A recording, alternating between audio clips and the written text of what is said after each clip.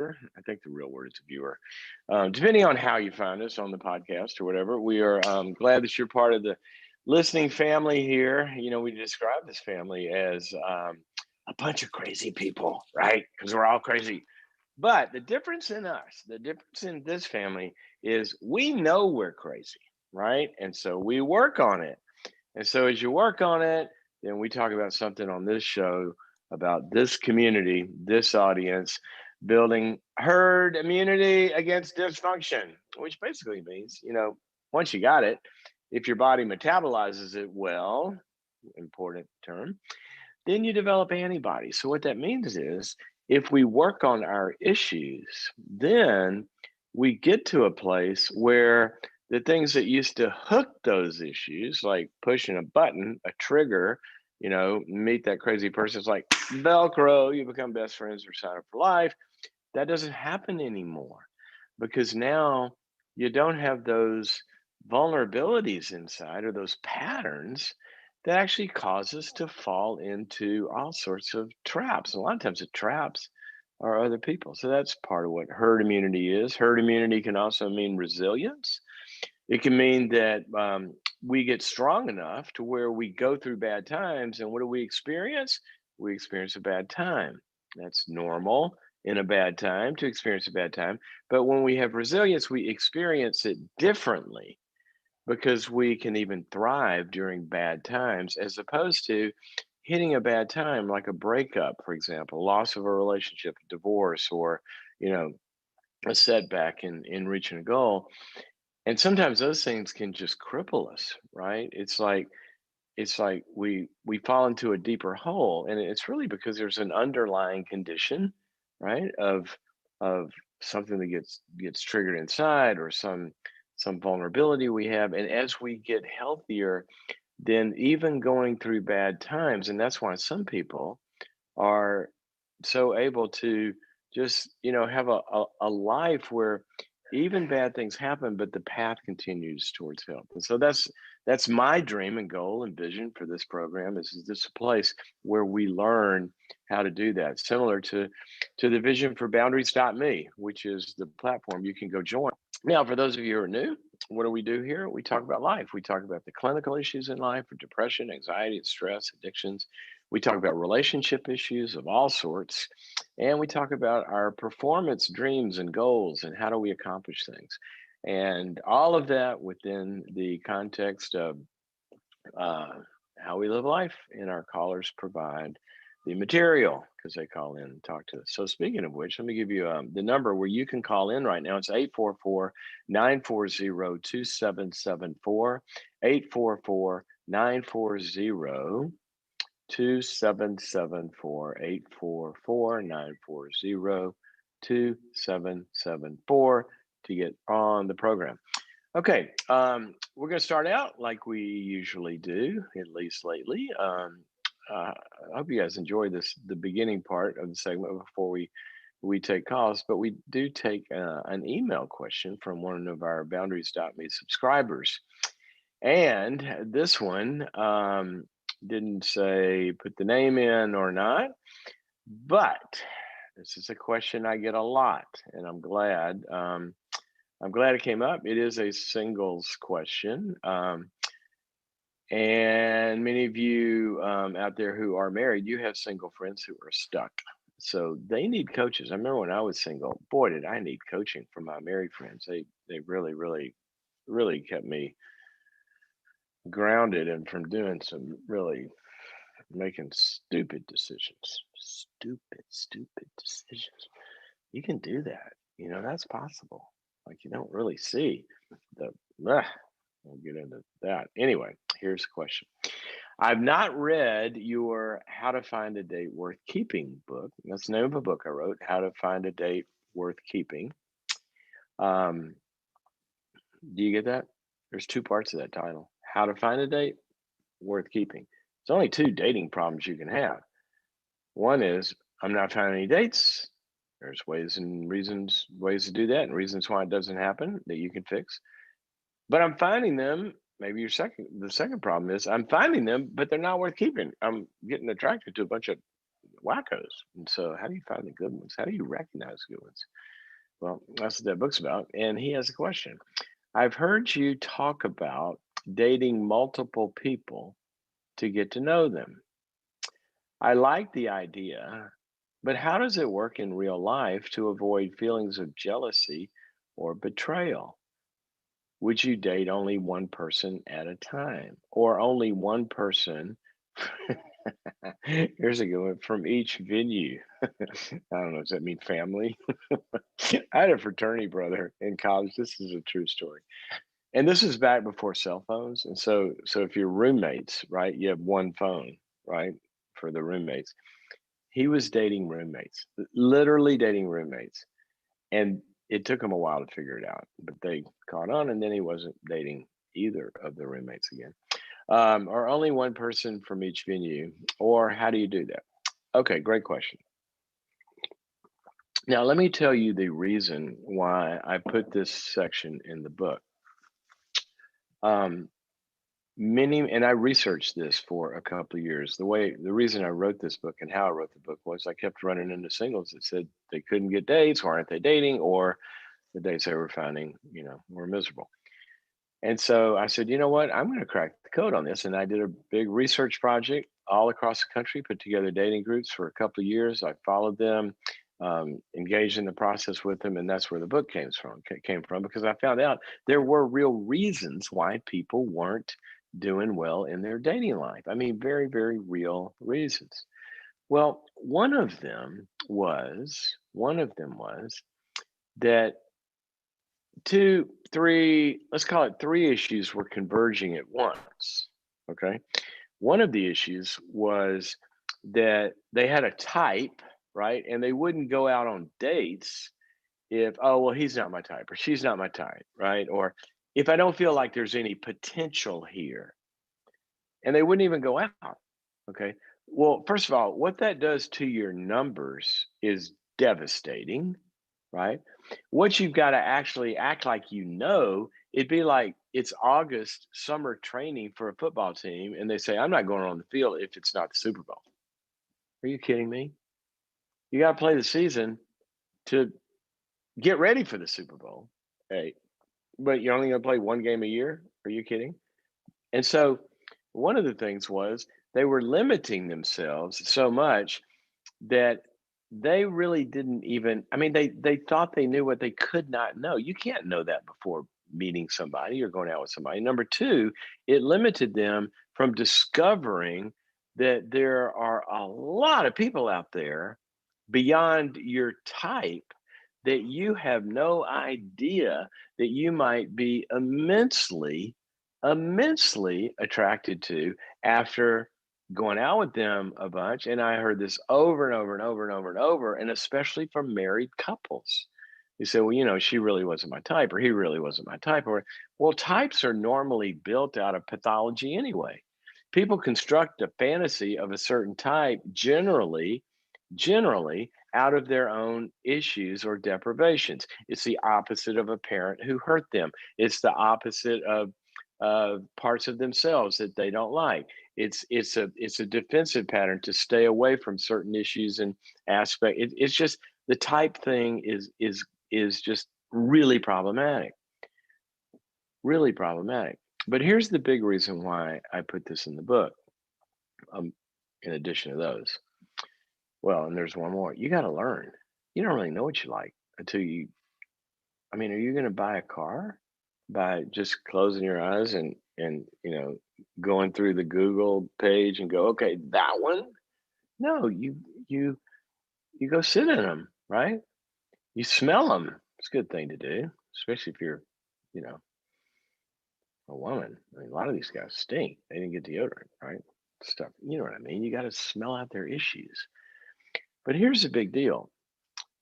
The big deal. What people would do is they would float along, and then they would go out with somebody, and then that would be the person they are dating, and they would become serially monogamous, right? And get much more involved and attached and everything way too quickly. And that brings a whole host of a bunch of other problems. But the main thing is you're not out there and you've got to get the numbers way up of a lot of different kinds of people and activities that you're experiencing. And so what I said was, I would like for you to be the old term when I grew up was you would say is she dating anybody or is he dating anybody? And you would either hear, yeah, he or she is dating, Mary or Johnny, right? Or the answer would be, no, I'm just playing the field right now. Well, what does playing the field mean? It means that I have defined this season as not being serious, being in a relationship with anybody, just going out with a lot of different people. And see, if you redefine dating like you should, and this is one of the early chapters of the book, dating is not about marriage. You're not going on a safari to find the trophy. Dating is an experience that is a valid social, fun, engaging experience in and of itself. You know, to go to a football game with somebody when you can after COVID, right?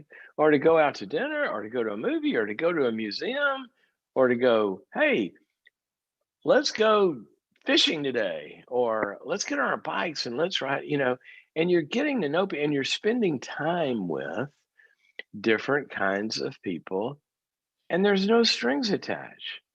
Now, you're also not doing stuff that would make people think that there are strings attached. That's a different issue. But this is just a date. It's just a date.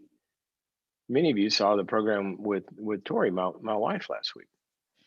And somebody asked the question, how'd you guys meet? Well, we met at a party, at a Christmas party on my boat, and a friend of mine brought her. She was his date. That's how I met her. Well, she was in a season where she was going out with a lot of people. She had met him at a wedding. He said, hey, I'm going to this party. Why don't you go with me? It's just a date. Okay. Now, to your question about feeling jealousy or betrayal, if you go out with somebody once, okay, and then they find out the next week, oh yeah, I saw the guy you went out with. He was at the movies with so and so. If they feel betrayed by that, like you've done something wrong, that's a yellow flag because why do they feel like they own you after going to lunch with you one time? I mean, that's pretty clingy, right? That's pretty almost stalker behavior. They just went to lunch once. Now, if you've been going out every weekend for 6 months, that's a different deal. And that's not what I'm talking about here. I'm not talking about having multiple serious relationships. What I'm talking about is going out with a lot of different people. And here's the thing, when do you begin to get serious with somebody? You begin to get serious with somebody when somebody stands out in the crowd, right? But do you know how easy it is to stand out in a crowd of one? It's pretty easy. And that's how people get into this serial rut. But if you're going out with a lot of different people, I mean, not, but then all of a sudden somebody's going to come along and go, whoa, this was different. This is different. This is different. So basically, I'm just talking about learning and experiencing a lot of different people. Now, if you get to a certain point where you're going out with somebody, you know, over and over and over again, at some point, oh, come on, guys, teenagers know this. At some point, there's the DTR conversation. You got to define the relationship. We've been going out, well, and I know I've been, as I tell you, I've been dating a lot of people, but you know, I've really begun to think that there's, more here that we should find out about, and I'd like to know if you're in the same place, because if you are, I'd like to, you know, become exclusive and not date anybody else. And sometimes the other person say, "Well, I'm not ready for that." Man, don't feel threatened by that. Now you're competing. Okay, don't go get your wounded self up. So, well, I understand. Now, at some point, and depending on what's going on, at some point, you know what, uh, long it's been long enough. All right, there's a shelf life to this dating other people thing, but that's kind of the. So don't worry. I mean, be clear with people. Yeah, I'm not. Right now I'm not looking for anything serious. Uh, just dating a lot of people. I've really enjoyed our time together. Be clear, not lead them on if you're honest. Okay. And then if they are, then they have a decision to make. If they start to get jealous, and you have that conversation. Maybe you're ready, maybe you're not. So hope that helps. Get the book. It'll explain it in much more detail. I hear this a lot though, and I'll go to the calls after this last point. I hear a lot of people will hear me say one little piece about the book, and they say, "Well, I haven't read the book." I go, "Well, then it's not going to make any sense to you." Okay. It, this is a whole program. This is a whole program put together with, a lot of work and a lot of research. And I will tell you this, that over the years, and I wrote it, quite a while back. Over the years, I have had, and I don't know, I didn't count them. I know it's in the hundreds, way in the hundreds. It could be way more than that. Couples that have written to me, and individuals and couples that have come up to me at events where I'm speaking or whatever. They'll come up and they'll be holding hands, and they hold their hands and they show their wedding rings and say, "The book, we found each other because we did the book." And it got them out of the rut. And so if you feel like you're in one of those ruts, how to get a date and how do you find the ones worth keeping, then I would suggest it to you. Also, if you go to boundaries.me, I have a course from the book on boundaries.me. So become a subscriber and you'll have access to it. All righty, let's go to the phones. Let me give you the number again, 844-940-2774. And we have Sandra, who's calling us from Southern California. Sandra, welcome to the program. Hi, thank you. Thank you for taking my call. Sure. How can I help? I've been married for 30 years, and I have a husband who doesn't work. He's been trying more lately, but through most of the marriage, I've had a problem with the work. And what do you mean trying more? What does trying more mean? He didn't try for 30 years to work? Well, a good chunk of our marriage, he did not try. How do you do that? I want to get on that program. I mean, literally, I'm kidding, but that's what everyone says. How do you do that? How do you pay the bills? How do you have a happy wife if you're not working and she is? You don't have a happy wife. You don't have a happy wife. But let me explain. I was a commercial property manager, and I let him bid my jobs. So he worked a little, but never got his own accounts. And then I got cancer, I got heart disease, couldn't work, lost my job, and there went his job. And then he did work for maybe 5 months out of the last 3 years. But, he'll sleep in till 12, 1 o'clock in the afternoon. Then he doesn't do the stuff around the house. He's not, I'll see him on Indeed sending resumes, but he's only gotten one interview in like the last 2 years. He'll say he goes out and drops resumes off, but it's the whole attitude. And it's like, okay, I have to pay the bills. They're in my name, but I'm running out of money. I spent my whole inheritance, all my 401k. Oh my gosh. And I don't know. What are my options? I mean, I can't, as far as biblically, I don't feel like I can get a divorce. What have you tried? If I say I want to. What have you tried? I get angry, or I try to talk to him about it, or I try to give him different ideas about how he could, get the job, or maybe it's because of this that you're not getting the job, or okay. When you talk to him about it, does he acknowledge, yeah, I've got a problem? No, he ignores me, and he looks straight ahead, and then I end up in tears. He ends up calling me names. We get in a fight. Sandra, this is This is terrible. I've been going through it for a long time. It's really taken a toll. Yeah, I this just you don't know what to do. I don't know what my options are because I never hear of people asking my question.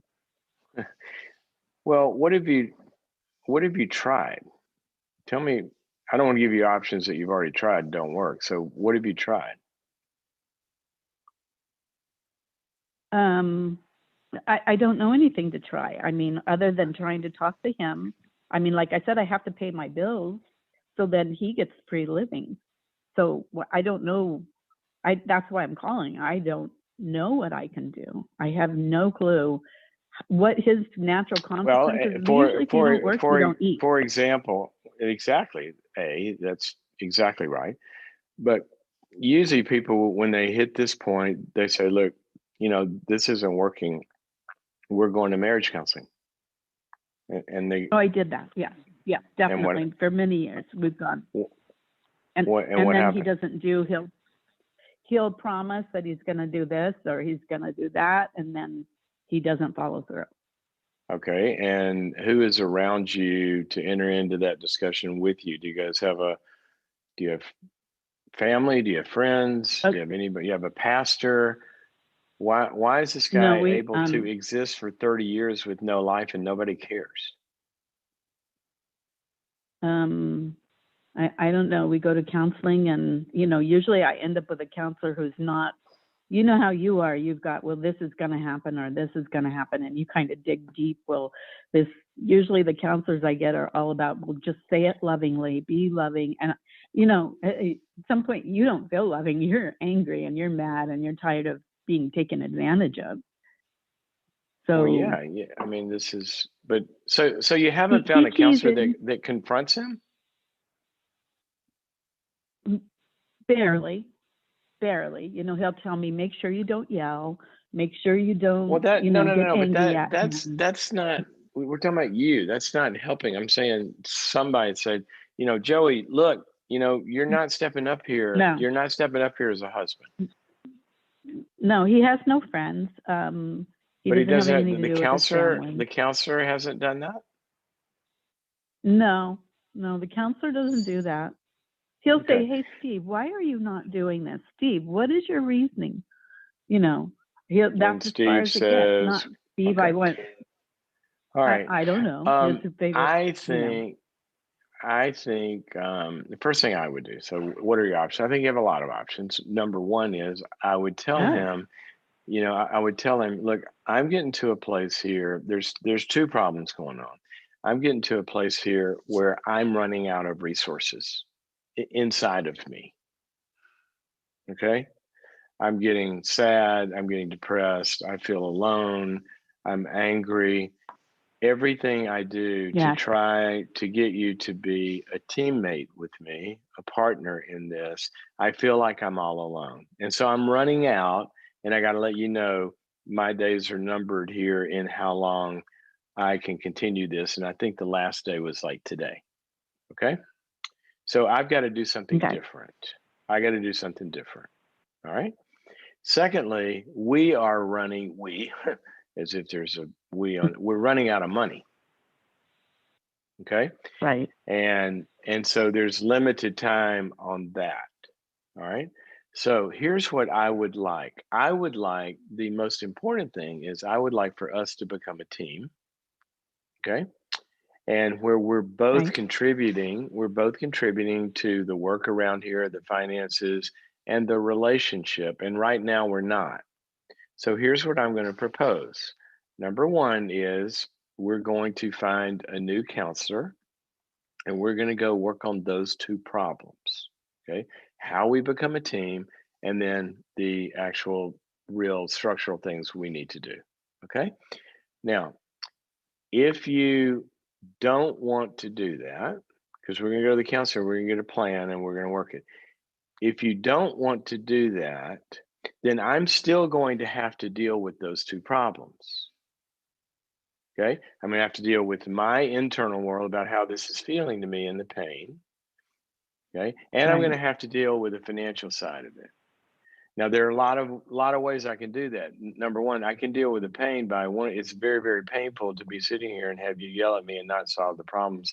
And I may not, we may not be able to live together until you agree to do this.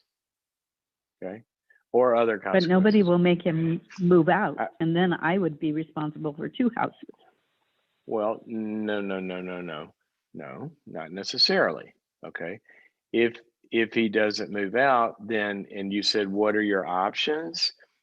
I've seen a lot of people in this scenario, they go talk to a good family attorney and you don't get divorced. You said you don't want to get a divorce, you're against that, but you can get a legal separation, okay, that Right, has but they won't make him move out. all of, well, would- I don't know if that's, I I would already go asked. check I've that already out. been to several. Yeah, they won't make him move out, and So that's the biggest problem. Otherwise, I could do a separation, but they won't make no, him. no, They no, no, said no. I'm nobody not will talking make about him move out. I'm not talking about a marital separation. I'm talking about a legal separation where they No, were I am. legally. I've seen Yeah. this happen. No, I don't know what to tell you except I've seen it. honest. Look, Check stop, into stop, it stop, because I've stop, checked just into stop, it. stop for a second. Stop for a second. Okay, let's make sure we're talking about the same thing. If you got a divorce, all the assets would be divided. Right. Correct? A legal separation is the Correct. same as a divorce. So I'm not Right. sure. I'm not an attorney. I think, but my point is here that you've got to get to some. You say, what are options? You got to get to some options that actually begin to affect him. That's my point. And I would go Right, and I wish explore that those. were one of them. I did, and they told me nobody will make him move out. Not in a separation, a legal separation. I would have to get a divorce. I've got a.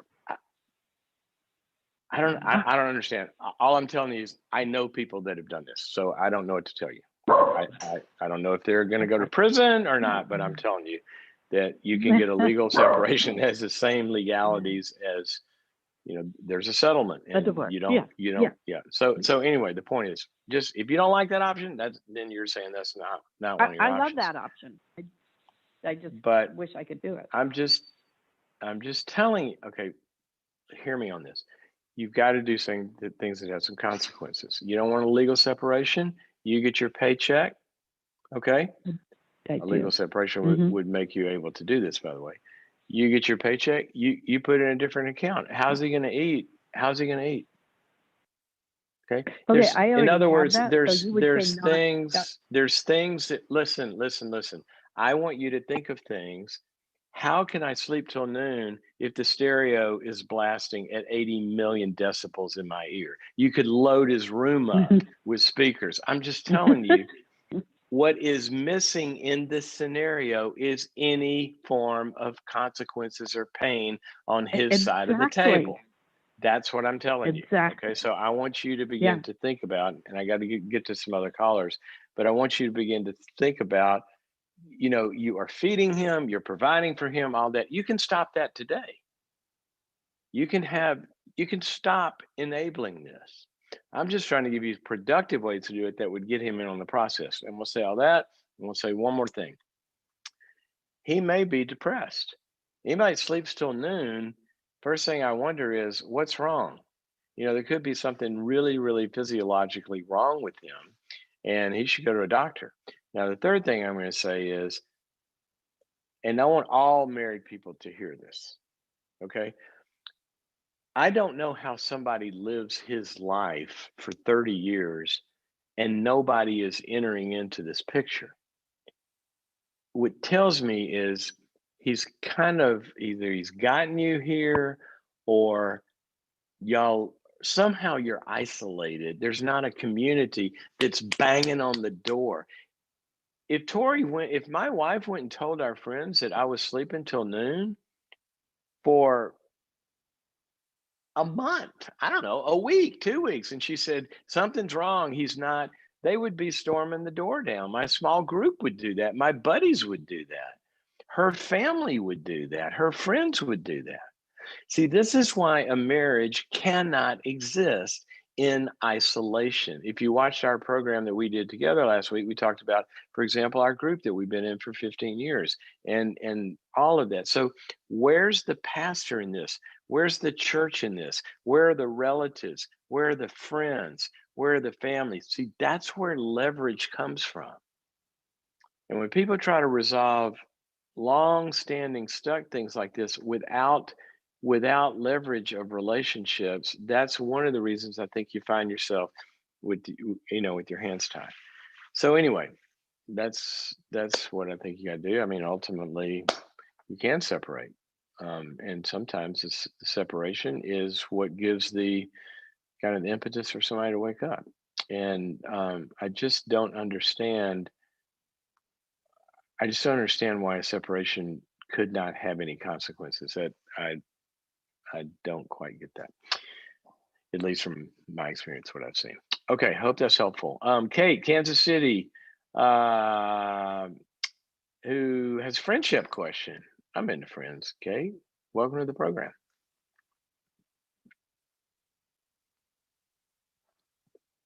Kate, are you no longer my friend? You won't talk to me now? She's coming in right now. Sorry about that, Henry.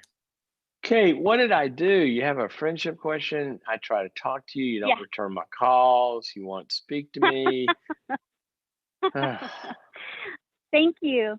So I have a friend who's really struggling just emotionally, anxiety, depression, potentially a personality disorder. How long have you been friends? I've known her for a while, but she kind of let me in on more of her interpersonal life just in the last year. I've kind of been a mentor to her. I'm in ministry, so she's kind of part of a group that I'm in. Okay, so hang on, Kate. Hang on. Let's get clear definitions here. Okay. Okay. And I want a lot of people to hear this. This is really, really important. People fit into different roles in our life. Okay.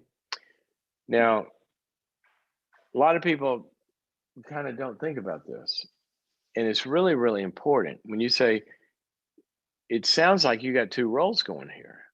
It sounds like maybe I'm three. You said she's my friend. I thought this was a pal, like a normal friend where you have mutual, obligations to each other, mutual commitments, mutual ways that you take care of each other, et cetera, et cetera.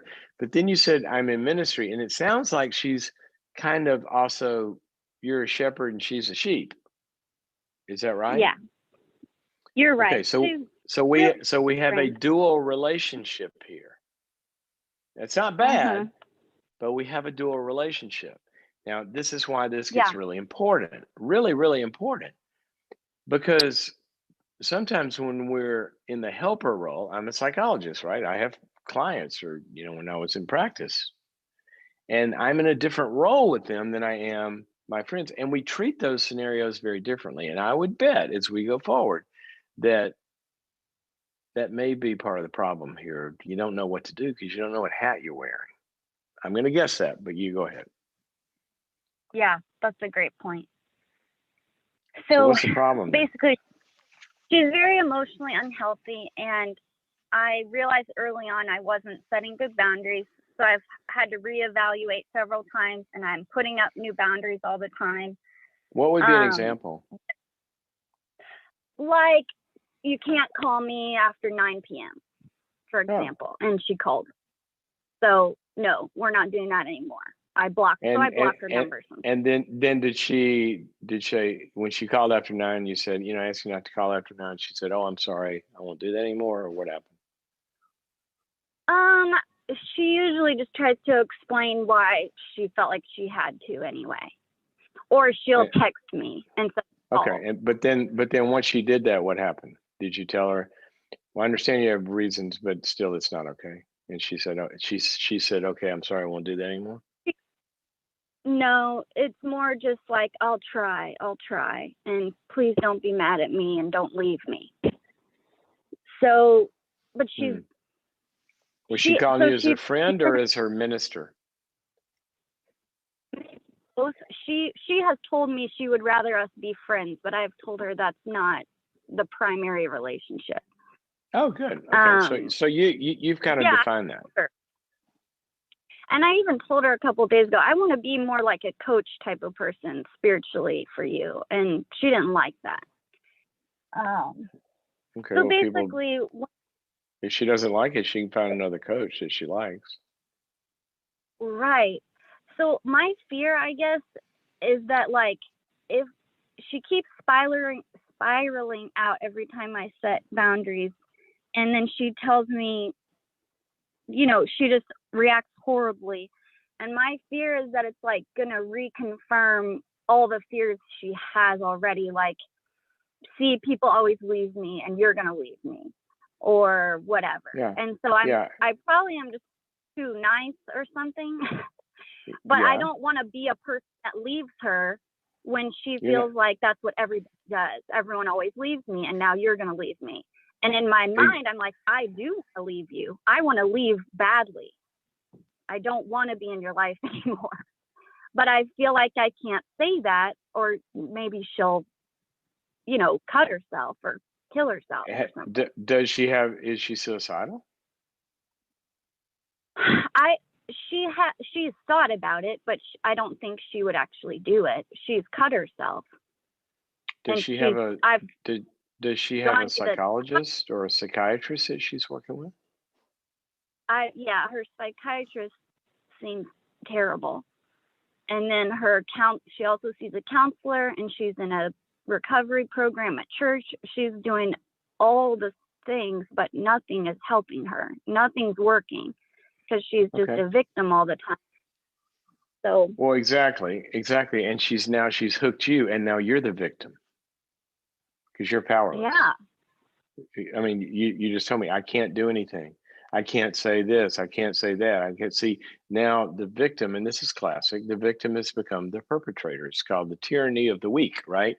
So she's so weak that now she has all the power. Right? Right. And every time I try to reassert my own boundaries or power, then she says, you're hurting my feelings.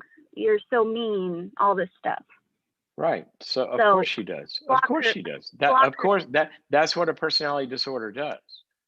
But see, that's no one will tell her she has that. No one will tell her she has a personality disorder. No one has told her she has a personality disorder. That doesn't matter. Look. Okay. If telling her she has a personality disorder is not going to make it go away. All right. Okay. Not. I gotta get this sentence right. Let's put it a different way. Going soft on the boundaries is not going to cure her propensity to feel victimization or abandonment.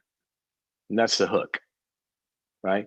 You feel like you can't tell her anything, or she goes all bad, or she acts out, or whatever. And that's just part of the drama cycle that keeps people hooked. Okay. So the big instance here, and I'm really glad you called, Kate, because I think a lot of people probably find themselves in this scenario. Okay. And when you told her, you said, I think we need to define our relationship here. I've kind of been friend and I've been ministry leader to you, and I really don't want to do both, but I will continue to be the ministry leader and for the group. Okay. But the group has certain ground rules, and here's the ground rules. You can't call me at home. If we're going to talk, we talk when we meet in the group, and this, that, and the other, and you set those ground rules, and those are the boundaries. That's normal. Okay. Now your fear is that she's going to react to that, right? Yeah. She has. Yeah. Okay. All right. So let me experience it. I'm going to be you and you be her. And you say, Susie, we've had, we've kind of been friends, and I'm kind of your ministry leader. It's getting a little confusing to me. So I think what I'd like to do is I'd like to limit our relationship to the ministry time. And we'll talk there, and we'll be in the group, and I'll help you as much as I can. But that's kind of what I have the time and energy for right now in my life. And so, and you know, the ground rules of the group, you know, we talk in the group, it's confidential. We don't say things about each other in other places and whatever. So I hope that's acceptable to you, but that's what I'd like to do. Yeah. And you be her. We're role playing She here. would say something. I'm you. No, Yeah. don't say she would say. I want you to be her. I want to experience Okay. the wrath of Katie. I'm sorry, the wrath Okay. of Susie. You're Katie. Okay. You don't want to be my friend anymore. Does that mean I can't ever call you ever again? Well, I don't know. It feels like you're mad. It feels what? It feels like you're mad at me. Well, actually, sort of a little bit. I have gotten mad a few times because I've asked you, you know, when we have been friends, I've asked you to not do certain things, and you do them anyway. And that's not what I really want in a friendship.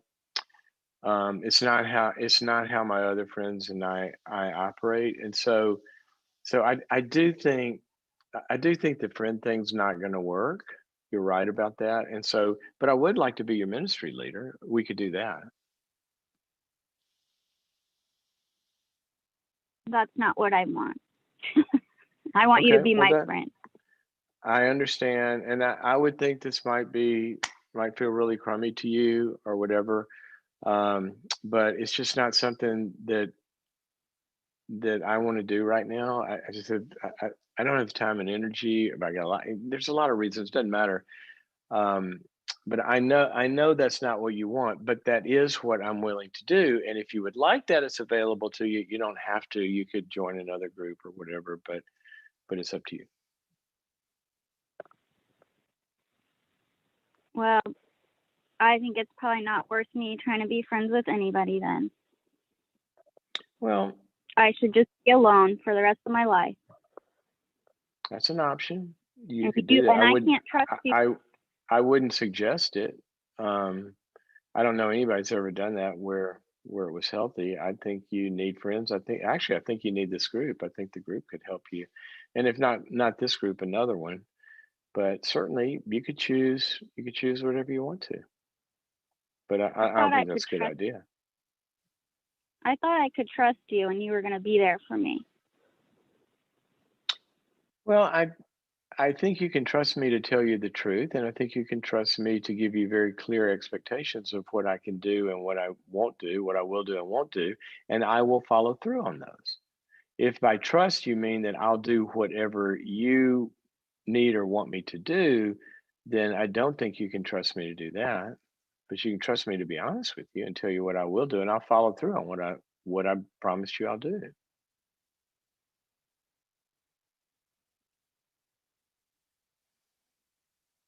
Okay. Katie, Mm-hmm. it's a problem when people don't like our boundaries, right? Mm-hmm. And this, I don't know her, so I can't. I mean, it sounds like kind of a classic kind of personality disorder, but she just, I don't know. I don't know her. But I do know this: what you described are manipulative patterns that hook people who don't have good boundaries. And here's what I also know about the other side: the only way that people with those patterns ever get well is when they have a counselor, usually, who sticks to the boundaries, because then that person internalizes those boundaries and it becomes internal structure inside of their head. I mean, if you take, for example, extreme borderline personality disorders, the only psychologists that are ever successful, and we do have success. You've heard borderline people can't be treated. Absolutely not true. Absolutely not true. Absolutely not true.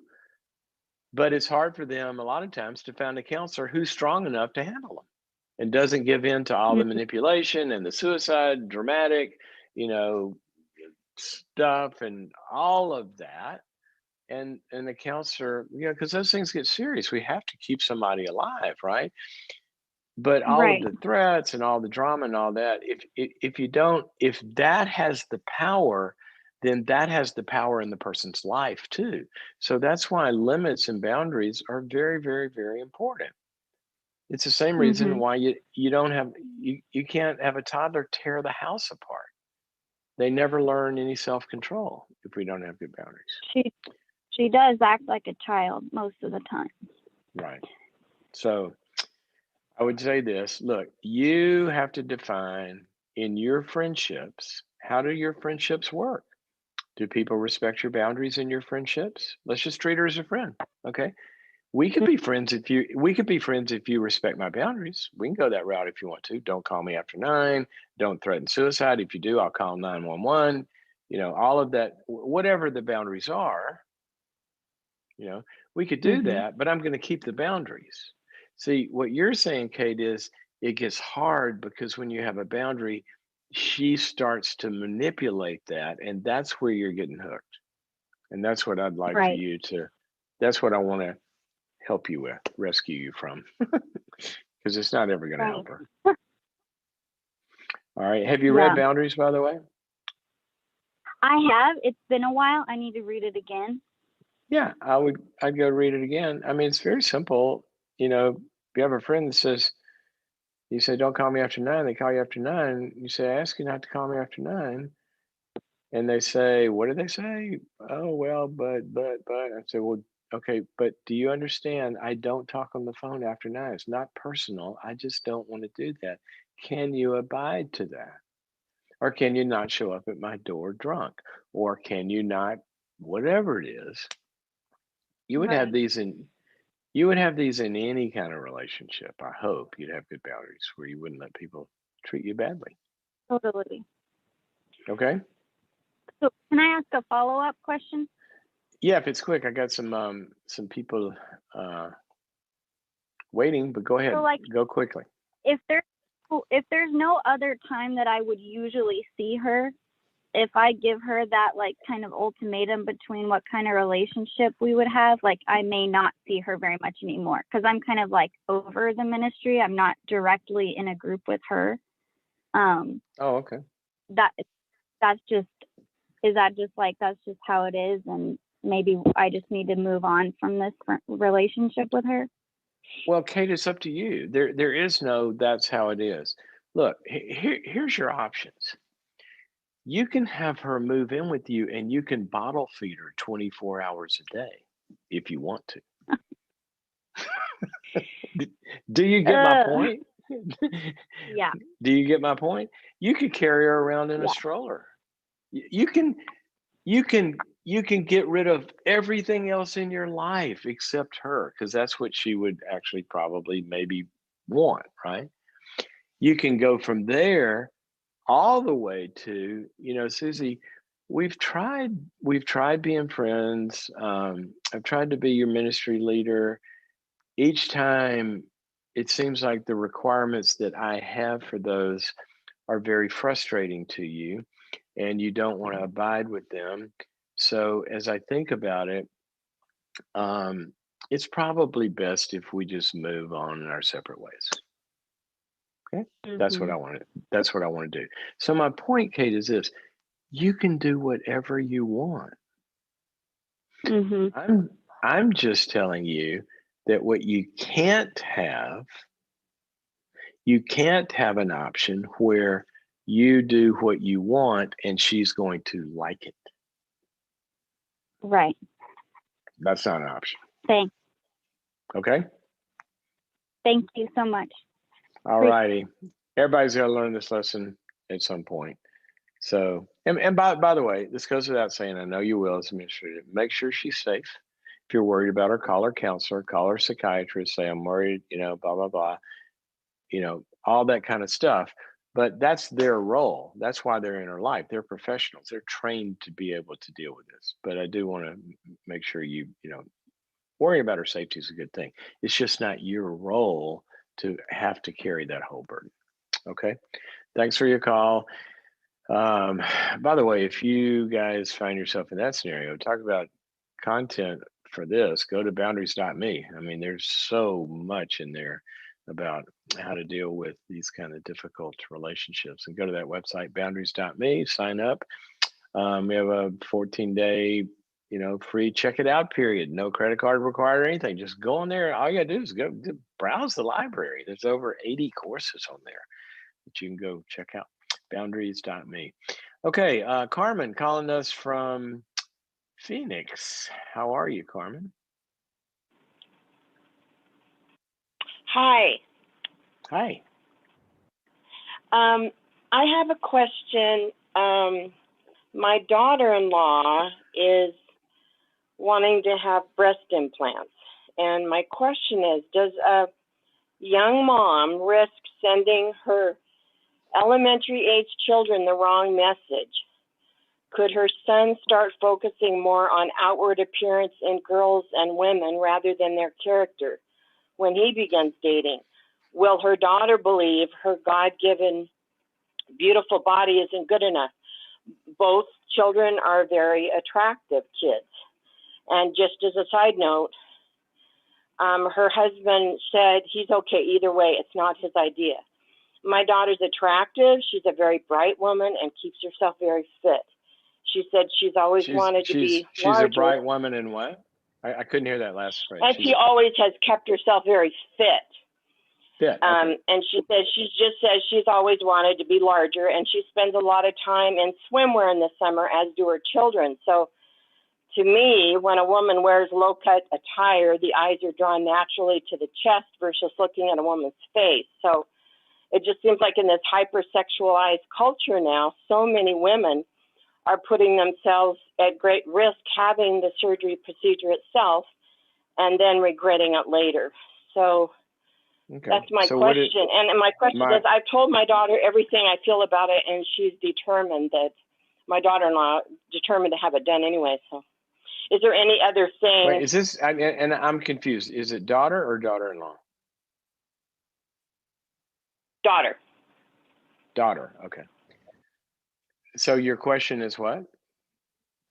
Is there any other way I can express to her my concerns, or should I just let it go? She knows how I feel about it.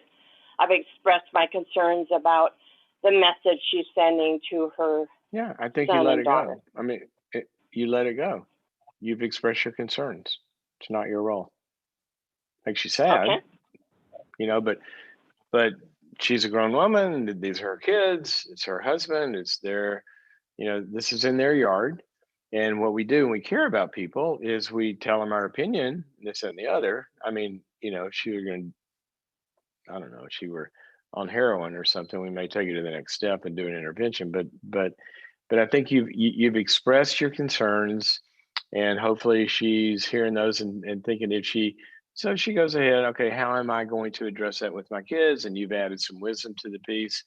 But I would think, past that, as a parent of an adult, there's, this is her choice. So,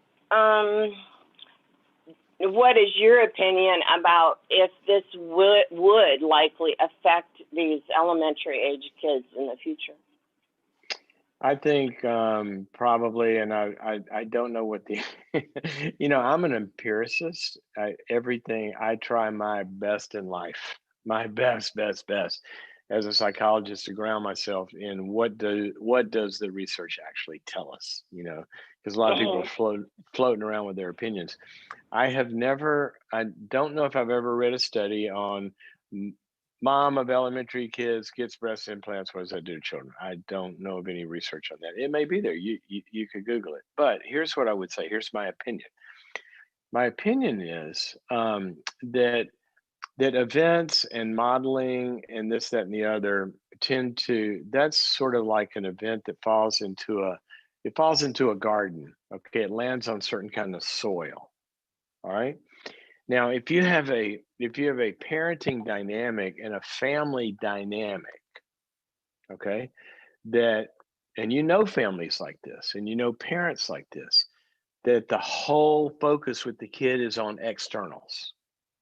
how they look, how well they perform, whether they're keeping up the music lessons like Susie is. Do you have the right outfits? Are you in the right sports? Do we go to the right school? Are we in the right church? Do we have the right house? You're not going to wear that, are you? You know, and all of that crap.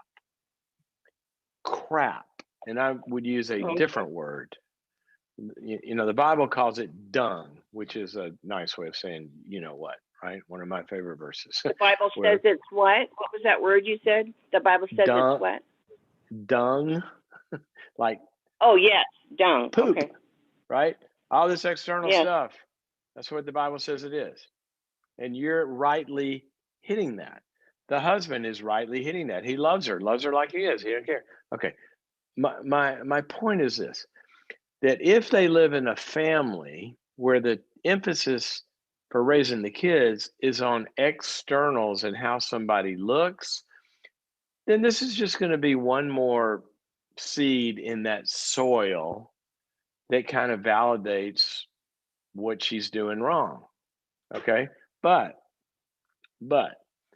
it's also very possible that they have a very normal, healthy family with healthy relationships where who the kids are and that they're loved and they're pursuing their desires and this, that, and the other is kind of mainly what is important. And this is sort of like an event that lands in that soil. My hunch would be, you know, probably not going to be that big a deal. Would be my guess. I mean, otherwise, good night. How many women have breast implants, and we'd have kids that aren't thriving all over the place. This would be a national epidemic. So I'd more worry about the larger climate in the family than whether or not she got a boob job. Okay, so that's good because they definitely land in the second category. They don't focus. And in fact, my daughter Alana she says there's no body shaming. Don't be talking about people's weight and this sort of thing. Oh, so, good. Yeah. See, you know, and they got all that, and then they'll probably, if that's the way it was, they could have a conversation, you know, and mom would say, well, you know, I mean, I don't think it's that important, you know, but I've always kind of, you know, because of, you know, I think you said is she into fashion or something? No, she's fit. She's very fit. Works out. Okay. She said, it's just something I've always wanted to make different about me. And, you know, not everybody cares, but, you know, it's just something I wanted. And I wanted to do this. Or like some people wear braces because they want to straighten their teeth. And some people, you know, and it would just be ho hum. If it's in that environment, I don't know. Mm-hmm. I wouldn't. In a healthy family, I don't think this is going to be the thing that gets them off the rails, would be my guess. Okay. All right. Well, thank you very much, Dr. Cloud. And I'm glad that you are an involved parent, willing to share your wisdom and all that, and also your respect of. I can toss it over the fence, and I hope it lands someplace well. But you know, it's their life. So, thank you for your concern and your care and your call. Okay, we have. Let me see. How is our time here? Where are we? I think we have time for one more call. Let me see. Okay. Probably. I don't know how we're gonna do this quickly, but let's go. Let's let's go to Penny, who's calling us from Georgia, and see if we Hello. can do this. Hello, Penny. How are you? Oh, doing great. Thank you for taking my call. You're very welcome. So my question for you, Dr. Cloud, is how do I start the process of divorcing my mom? Well, Penny, how'd you end up marrying her in the first place? Usually people don't do that. No, that was it's a long process. Okay, it's I think I know what you're saying. 54 years old. Yeah. Yep. You're 54 years old. Yeah. Yes, been married 31 years. I have 7 children, And 7 my children. mom, yes, sir, yes. My a hat is off. 5-girl My and hat is 2 off boys. to you. That's amazing. Yes. Tori and I talk all the time about how do people do it. We, our I don't know. capacity. So what is your I do question? it, but I We're a don't little know up against how. the clock here for time. So what It is is. your And question? my question is, she is a drama queen, my mother. Oh, that never happens. Nobody's ever had a mother that's a drama queen. How could you say that about your mother? Oh my gosh, Penny. You ingrate. I have really worked this last year on myself. I've been through trauma counseling, went into outpatient trauma counseling, and worked on, after coming out of that, working on my relationship with my mother. And she proceeded to call my daughter yesterday and gaslight me, talk negatively towards me, about me. Yeah. And my daughter handled it well. She talked positive to my mom. How old is your daughter? How old is your daughter? She is 25 years old, married, and has 2 children of her own, 9 months and 3. So they didn't support they didn't start a abused by Penny support group.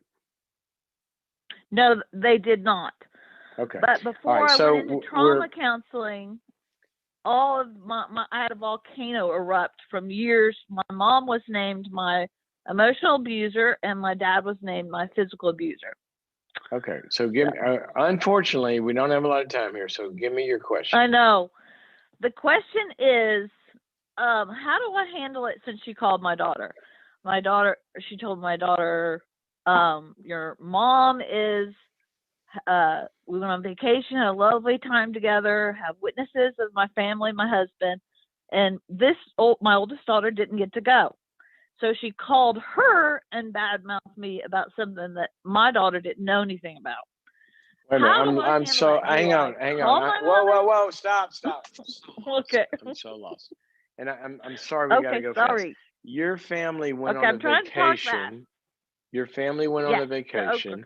Your mother was on the vacation with you? Yes, and my brother. Okay. And so this daughter was not on the vacation. Right. Your mother calls this daughter. Yes. And says what? Penny had a psychotic breakdown, she said. And I did not. I was with her, and every day drama. But I was counseled up. I do healthy things for me, go out of the room, just handle it nice. And so it just is very hurtful, because I've worked a whole lot on this and a whole lot on me. And my mom. Now, what's the question though? Your mom is your mom. The question. Yes, you just told me. You hold on. Just stop. Stop. You just told me your mom is a multi-decade emotionally abusive person, right? Yes, she is. She's toxic. So she does just one more thing that's in character with your mom. Yes. It's just another event of how many tens of thousands? A lifetime of events. Okay. So, Penny, why are you surprised? I don't know why I'm always surprised. Okay. Well, I want to make that the number one question. You go ask your counselor. I live in Seattle. I live in Seattle, and it's raining, and I'm so surprised it's raining. I live in Antarctica, and I go outside, and there's snow and ice. Why am I surprised? I'm surprised every day. What's wrong with me that I am surprised that my drama queen mother opened her mouth and drama came out? Wow. See, I want you to stop it. Stop being surprised when the sun comes up in the east. You said this. Wow. This is very hurt. Hold on. This is what you told me. You said this is very hurtful to me. It Well, is. you better do something about it being hurtful to you, because it's going to continue. Get a raincoat. Yeah. You can't wish that it didn't rain every day if you live in Seattle. That's true. That is so true. Okay, so now what's your question? Wow. I'm buying a raincoat and an umbrella and maybe some boots. Caller of the day. I'm gonna send you a trophy. You win. Okay. So yep. so I'm you. You're your Yes. daughter. Your daughter calls me and says what about grandma? Grandma called me and she said you had I'm a sorry. psychotic episode. Oh wow. I'm the grandma or the daughter. I can't remember who I am. You're your daughter. I'm you. Okay. Okay. All right. Okay. So she okay. told you what, sweetheart? She said what? Mom, grandma called and said you had a psychotic episode. Oh, wow. So what'd you tell her? I said, Grandma, maybe you misunderstood. What'd she say?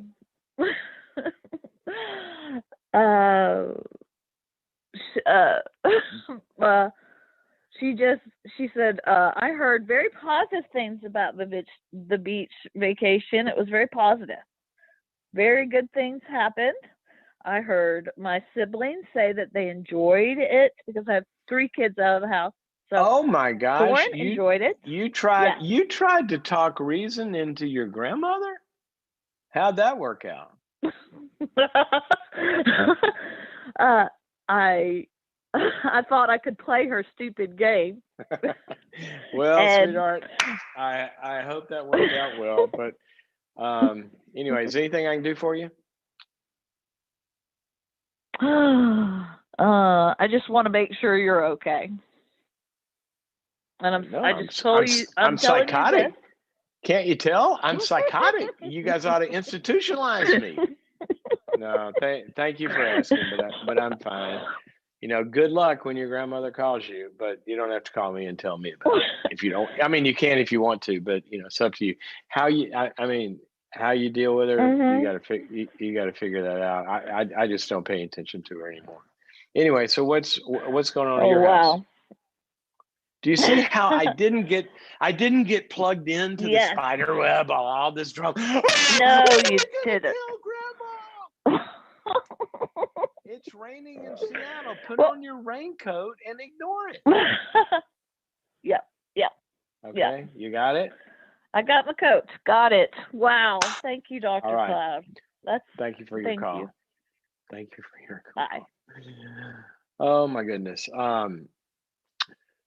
Well, I think we're out of time. So share the program with friends and family that you think will be helped by it. We're going to keep doing this as long as there's an audience for it, but we need your help to do that. We don't run ads or any kind of thing for that, but we do depend on word of mouth to build this audience, and so we can stay here. So do that. Appreciate your comments. Let us know what you think and help each other also on Facebook and Instagram and YouTube, and you can join in and help each other there, which so many of you are doing in such a great way. And until tomorrow, remember, don't let the dysfunctional people drag you down. Okay? You can do that.